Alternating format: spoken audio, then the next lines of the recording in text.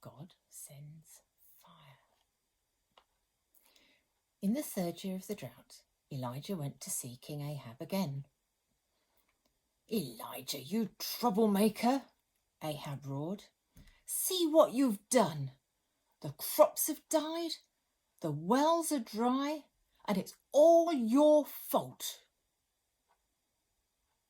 "No, your majesty," said Elijah. "The fault is yours, for you have not obeyed the Lord God."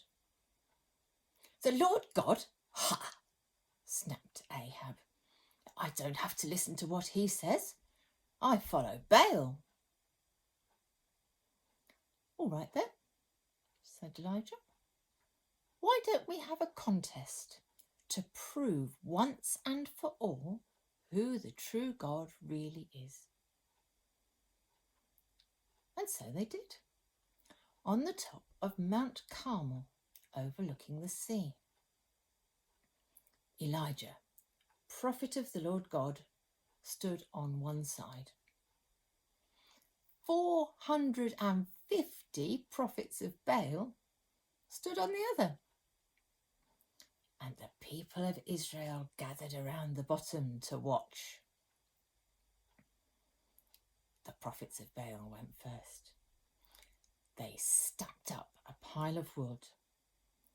They killed a bull and laid it on the top. Then they prayed to Baal and asked him to set the whole thing on fire. They prayed hard. They prayed long, from breakfast to lunchtime. But there was no fire, not even a spark. Elijah couldn't resist having a little fun. "Perhaps Baal is asleep," he joked. "Or daydreaming. Or on holiday. Or maybe he's just a little hard of hearing." And so Baal's prophets prayed louder. But it made no difference. And by the middle of the afternoon, they were exhausted. And that's when Elijah took his turn.